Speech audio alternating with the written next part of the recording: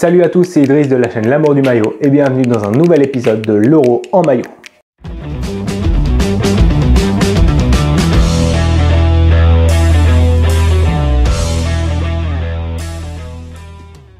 Dans la première partie de cet épisode, j'ai parlé de la traversée du désert que la Belgique avait connue sur le plan sportif entre 2002 et 2014. Et aujourd'hui, je vais mettre en parallèle la traversée du désert qu'elle a connue sur le plan des maillots durant cette période. Il faut savoir que la Belgique, durant les années 80, était l'une des nations majeures équipées par Adidas. Elle avait le droit à des maillots totalement personnalisés, des maillots très stylés. Il en était de même dans les années 90 avec l'équipementier Diadora qu'elle a eu jusqu'à la Coupe du Monde 1998. Après cette Coupe du Monde, la Belgique est passée chez Nike. Là encore, elle avait le droit à des super maillots, même s'il s'agissait de maillots template. Mais c'était la preuve qu'elle faisait partie des nations premium de la marque aux souches. Dans les années 2010, de la même façon qu'elle a baissé d'un cran sur le plan sportif, la Belgique a baissé d'un cran au niveau des maillots.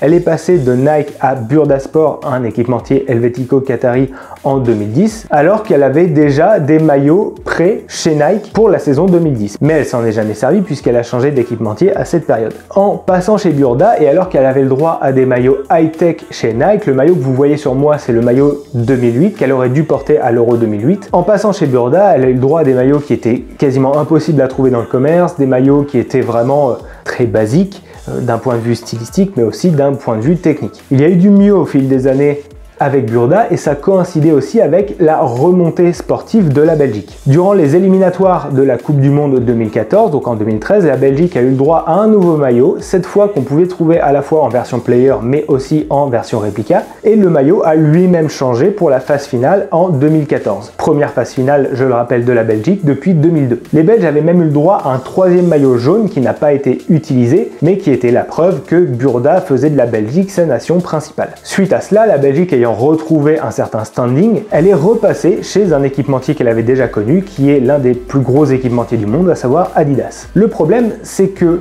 cette grosse sélection chez Burda n'était pas une si grosse sélection chez Adidas. Et quand ils sont arrivés chez Adidas, les Belges ont eu le droit au maillot le plus simple du monde. Un maillot qui avait fait parler de lui puisqu'il n'était même pas aux couleurs de la Belgique. C'était un simple maillot template rouge avec les bandes blanches. Pour information, c'est le même maillot que portait le FC Lorient par exemple, donc c'est dire l'importance qu'accordait Adidas à la Belgique à l'époque. La marque avait alors argumenté que le délai était trop court pour fabriquer des maillots totalement personnalisés à la Belgique et qu'ils n'avaient pas eu le temps de mettre du rouge et du jaune. Sauf que si vous allez sur la plateforme MyTeam d'Adidas, c'est une plateforme qui permet à tous les clubs de sport collectif de créer leur propre maillot Adidas, vous verrez que changer un détail, ça prend 2 clics, et donc c'était une excuse un peu bidon de la part d'Adidas. Ils avaient juste fait des maillots ultra basiques pour la sélection qui venait d'arriver et ils n'avaient pas pris le temps de travailler un minimum pour eux au point de mettre les couleurs du drapeau sur le maillot. Et pour ce qui est du maillot extérieur, pareil, je reviens au championnat de France, c'était un maillot totalement basique que Adidas avait donné à la Belgique, un maillot noir et blanc.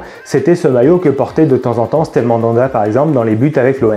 À l'Euro 2016, la Belgique, qui avait encore pu gagner quelques places au classement FIFA, a enfin eu le droit à un maillot personnalisé. Malheureusement, Adidas a encore tapé à côté, comme vous pouvez le voir sur le mannequin, en donnant à la Belgique un jaune fluo au lieu du jaune de son drapeau, quelque chose que j'ai jamais compris. Personnellement, j'ai jamais compris pourquoi Adidas avait mis du jaune fluo sur les maillots de la Belgique à cette époque-là. Pour moi, c'était un raté, ce maillot était vraiment pas beau. Par contre, Adidas avait créé un maillot extérieur très sympa, je trouve, pour la Belgique, un maillot qui renvoyait au maillot de cyclisme. Il faut savoir que le cyclisme est très populaire en Belgique et donc c'était une sorte d'hommage, un maillot bleu ciel barré du drapeau belge au milieu. C'était un maillot qui, pour moi, était vraiment intéressant au niveau du style. C'était aussi un maillot qui laissait transparaître ce à quoi aurait le droit la Belgique par la suite, à savoir vraiment des maillots entièrement personnalisés. Et on l'a vu à la Coupe du Monde 2018, Adidas a fourni à la Belgique un maillot super beau, un maillot qui s'inscrivait dans la veine du virage rétro qu'avait pris Adidas pour la Coupe du Monde 2018. C'était un maillot qui reprenait le maillot que la Belgique portait à l'Euro 1984 en France avec les damiers sur le devant.